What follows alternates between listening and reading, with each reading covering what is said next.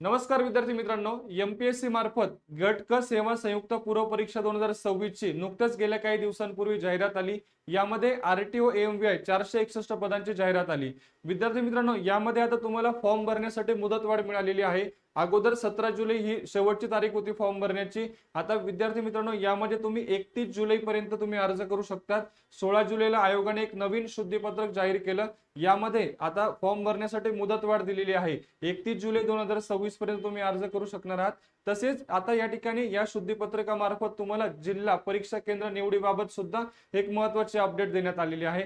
काय आहे ती अपडेट, हीच माहिती आपण या व्हिडिओच्या माध्यमातून बघणार आहोत। व्हिडिओ अतिशय महत्त्वाचा आहे, त्यामुळे शेवटपर्यंत नक्की बघा।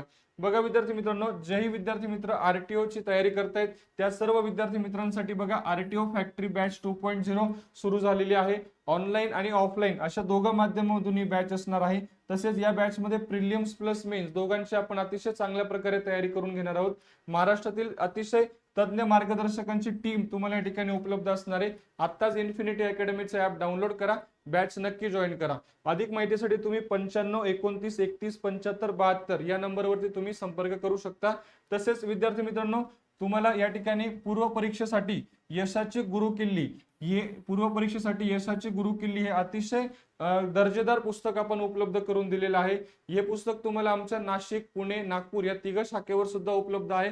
तसेच तुम्ही हे ऑनलाईन सुद्धा मागवू शकतात। विद्यार्थी मित्रांनो, प्रिलिमची संपूर्ण विषय परिपूर्ण कव्हर केलेले हे पुस्तक आहे। खूप छान अतिशय व्यवस्थित मांडणी केलेली आहे आणि आरटीओ एमव्हीआय साठी पूर्व परीक्षेसाठी अतिशय दर्जेदार पुस्तक आपण या ठिकाणी विद्यार्थी मित्रांसाठी उपलब्ध करून दिलेलं आहे। तसेच तुम्हाला पीवायक्यू बघा, आरटीओ एमव्हीआय प्रिलिम्स एक्झाम पीवायक्यू अनालिसिसचं पुस्तक सुद्धा या ठिकाणी पब्लिश झालेलं आहे। हे यामध्ये तुम्हाला 1998 ते 2020 ज्याही प्रिलिमच्या एक्झाम झाल्या त्या सर्व एक्झामचं पीवायक्यूचं तुम्हाला विस्तृतपणे अनालिसिस या पुस्तकाच्या माध्यमातून तुम्हाला उपलब्ध करून दिलेले आहे। हे दोघंही पुस्तकं अतिशय दर्जेदार आहेत, नक्की तुम्ही या ठिकाणी घेऊ शकता। चला मूळ मुद्द्याकडे जाऊया। आता 16 जुलै या दिवशी आयोगाने एक शुद्धीपत्रक जाहीर केलं। यामध्ये महाराष्ट्र गट क सेवा संयुक्त पूर्व परीक्षा 2026 या बाबतीतलं हे शुद्धीपत्रक आहे। आता यात जे काही बदल करण्यात आलेले आहेत, यामध्ये मी तुम्हाला मगाशी सांगितलं की पूर्व परीक्षेची तारीख जी आहे ही तारीख आता बदललेली आहे। अगोदर तुमची पूर्व परीक्षा 27 सप्टेंबर रोजी होणार होती, ती आता 25 ऑक्टोबर 2026 या दिवशी होणार आहे। दुसरा महत्त्वाचा बदल म्हणजे मुख्य परीक्षा तुमची होणार आहे 27 डिसेंबर 2026 या दिवशी मुख्य परीक्षा होणार आहे। आणि सगळ्यात महत्त्वाचं म्हणजे बघा, आपण या व्हिडिओच्या माध्यमातून जे जाणून घेणार आहोत ते म्हणजे जिल्हा केंद्र निवडीबाबत।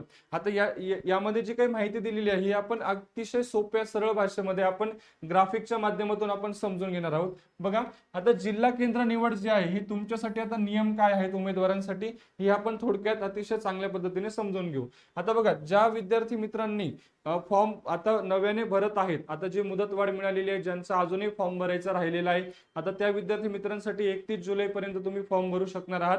आता त्यामध्ये जे तुम्ही आता जे नव्याने अर्ज भरणार आहेत त्या विद्यार्थ्यांसाठी बघा, नवीन उमेदवारांसाठी ज्यांना नव्याने अर्ज करायचा आहे त्यांनी अर्ज करताना जिल्हा केंद्राची निवड करणे आवश्यक आहे। ओके, शुद्धीपत्रकामध्ये स्पष्ट उल्लेख केलेला आहे की तुम्हाला आता फॉर्म भरत असतानाच तुम्हाला जिल्हा केंद्राची निवड केलेली आहे। परंतु ज्या विद्यार्थ्यांनी यापूर्वी अर्ज भरून झालेला आहे त्यांचा, त्या उमेदवारांसाठी काय सूचना आहे तेही समजून घेऊ। बघा, जुन्या उमेदवारांसाठी ज्यांनी यापूर्वी अर्ज सादर केलेला आहे अशा उमेदवारांनी आयोगाच्या प्रणालीवर जाऊन नव्याने केंद्राची निवड करणे अनिवार्य आहे। म्हणजे तुम्हाला त्या ठिकाणी जिल्हा केंद्र निवडायचे आहे। मग ते कधीपासून सुरू होत आहे, त्याची प्रोसेस काय आहे हे पण आपण थोडक्यात समजून घेऊ। बघा, आता यासाठी तुम्हाला टप्प्याटप्प्याने समजून घेऊ। बघा, जुन्या उमेदवारांसाठी केंद्र निवडण्याची ऑनलाईन प्रक्रिया। आता ही जी प्रक्रिया कधी सुरू होते लक्षात घ्या, त्याची सुद्धा तारीख दिलेली आहे।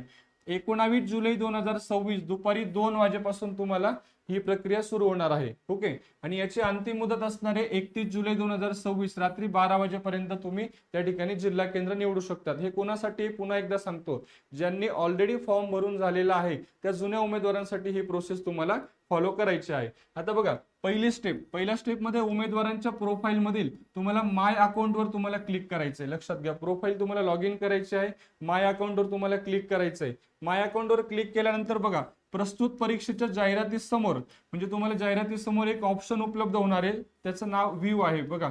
व्ह्यू मध्ये तुम्हाला क्लिक करायचंय. व्ह्यू बटनावर तुम्हाला क्लिक केल्यानंतर तिसरी स्टेप असणार आहे, त्यानंतर तुम्हाला या ठिकाणी सेंटर सिलेक्शन करायचंय. तुम्हाला जे परीक्षा केंद्र निवडायचं आहे ते तुम्हाला सेंटरचं सिलेक्शन इथे तुम्हाला क्लिक करायचं, या बटनावर तुम्हाला क्लिक करायचंय. हे क्लिक केल्यानंतर चौथी आणि शेवटची स्टेप बघा, इच्छित जिल्हा केंद्राची निवड करून बटनावर तुम्हाला क्लिक करायचं, म्हणजे अप्लाय आणि सबमिट करायचं. म्हणजे तुम्हाला जेही तुम्हाला जिल्हा केंद्र, परीक्षा जिल्हा केंद्र हवं आहे ते त्याच्यावर तुम्ही क्लिक करून तुम्हाला इथे अप्लाय आणि सबमिट करायचंय, ते सिलेक्ट करून. लक्षात आलं? ओके. त्यानंतर अजून या संदर्भात तुम्हाला काही नवीन एक 3 नियम दिलेले आहेत, ते पण आपण थोडक्यात समजून घेऊ. बघा आता जिल्हा केंद्र निवडीबाबतचे 3 अत्यंत महत्वाचे नियम. आता निवड न केल्यास, ओके, तुम्ही जिल्हा केंद्र निवड न केल्यास बघा, विहित वेळेत केंद्र निवडीची प्रक्रिया पूर्ण न केल्यास उमेदवारांनी अर्जामध्ये दिलेल्या पत्रव्यवहाराच्या पत्त्यानुसार करस्पॉन्डंट ऍड्रेस परीक्षेचे ठिकाण निश्चित करण्यात येईल. म्हणजे तुम्ही जर जिल्हा केंद्राची निवड नाही केली तर तुम्ही प्रोफाईल मध्ये जो करस्पॉन्डंट ऍड्रेस दिलेला आहे त्या ऍड्रेस नुसार तुम्हाला आयोगच तुम्हाला त्या ठिकाणी जिल्हा परीक्षा केंद्र देणार आहे. लक्षात घ्या, बरोबर. तुम्ही जर जिल्हा केंद्राची निवड नाही केली तर. त्यानंतर बघा त्याची मुदत संपली, ओके, समजा मुदत म्हणण्यापेक्षा क्षमता, त्या केंद्राची जर तुम्ही निवड केलं केंद्र पण त्याची क्षमता जर संपली समजा, तर बघा एखाद्या जिल्हा केंद्रावर उमेदवारांची प्रवेश प्रक्रिया क्षमता ओलांडली गेली तर निवडलेल्या केंद्राच्या जवळच्या दुसऱ्या जिल्हा केंद्रावर उमेदवारांची बैठक व्यवस्था करण्यात येईल. ओके, तुम्ही एखादं जिल्हा केंद्र निवडलं पण ते जिल्हा केंद्र निवडल्यानंतर त्याची क्षमता संपली तर त्याच्या जवळच तुम्हाला कुठलं तरी एक जिल्हा केंद्र तुम्हाला आयोगामार्फत देण्यात येईल. ओके. त्यानंतर बदल बघा, एकदा निवडलेल्या अथवा आयोगाने निश्चित केलेल्या जिल्हा केंद्र परीक्षा उपकेंद्रात बदल करण्याची विनंती कोणत्याही कारणास्तव मान्य केली जाणार नाही. म्हणजे तुम्ही एकदा परीक्षेसाठीचं जिल्हा केंद्र निवडलं तर त्यानंतर त्यामध्ये कोणत्याही प्रकारचा तुम्हाला बदल करता येणार नाहीये. अतिशय महत्त्वाची माहिती आपण या व्हिडिओच्या माध्यमातून बघितली. या आणि अशाच माहितीपूर्ण व्हिडिओसाठी चॅनलला नक्की फॉलो करा. व्हिडिओ आवडला असेल तर लाईक करून आपल्या जास्तीत जास्त मित्रांना नक्की शेअर करा. भेटूया पुढच्या व्हिडिओमध्ये. धन्यवाद.